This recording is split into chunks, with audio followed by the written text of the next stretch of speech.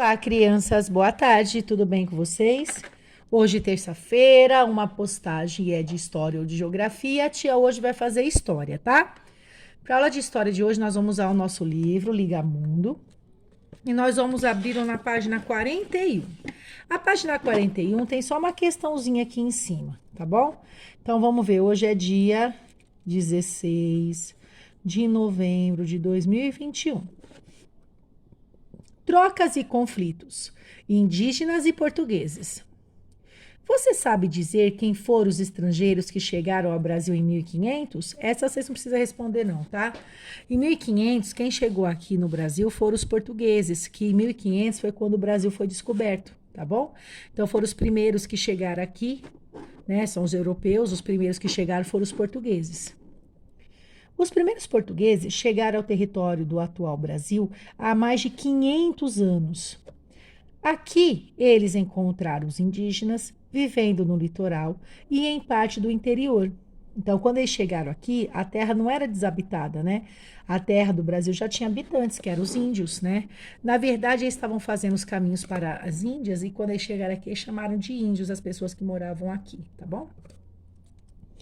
Logo, Logo se estabeleceu uma relação de troca e, mais tarde, de conflito entre os recém-chegados e os nativos. Então, no começo, quando eles chegaram, os indígenas até gostaram que eles chegaram e aí eles ficavam trocando coisas que eles tinham, que os índios tinham e os europeus não tinham, né? Os portugueses não tinham, que o português tinha e os índios não tinham. Então, eles faziam trocas, né? Estava todo mundo feliz. Eu pego uma coisa que eu gosto, você pega uma coisa que você gosta, e aí troca e fica feliz. Só que depois começou a dar errado isso.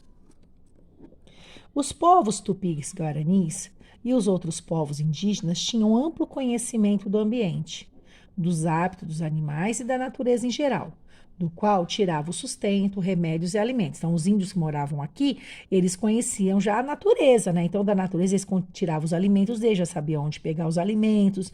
Algumas árvores já conhecia que servia de remédio, né? Então, os índios tinham mais conhecimentos do Brasil do que quem está chegando agora.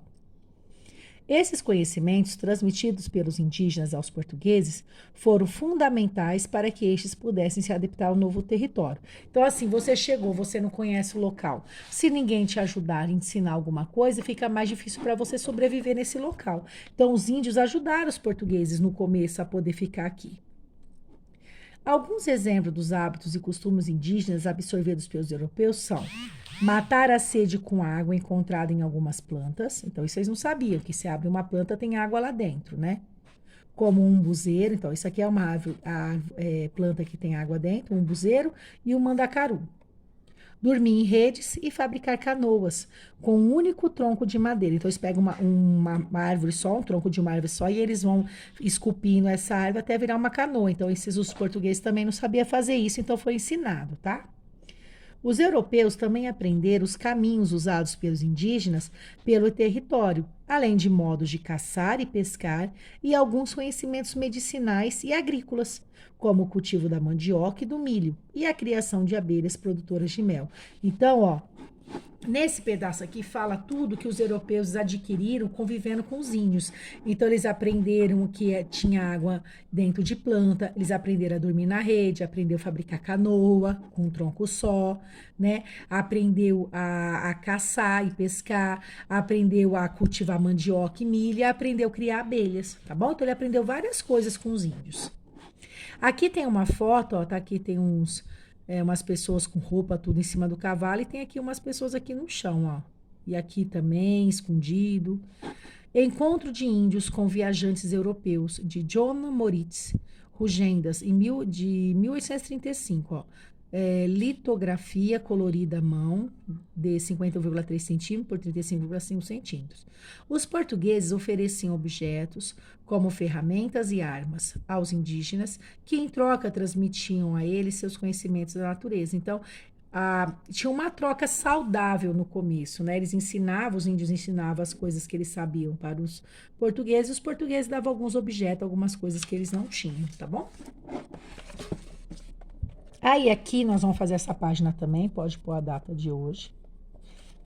Os primeiros Os primeiros contatos entre portugueses e indígenas foram pacíficos, quer dizer, não teve guerra nem nada, pois funcionavam na base de troca. Então, assim, eles tinham algo que os índios queriam e os índios tinham que algo que o português queria.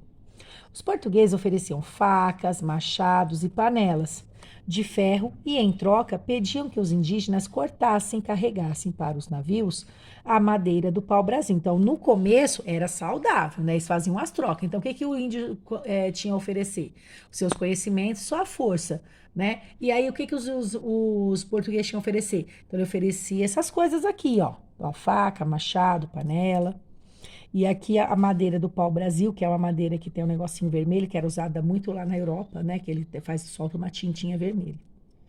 Mercadoria que era muito valorizada na Europa.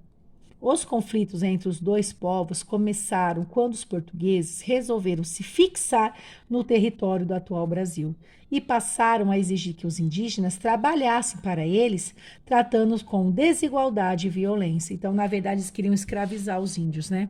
Então, assim, enquanto estava só trocando, eles vinham buscar o pau-brasil e ir embora, tudo bem, não tinha problema.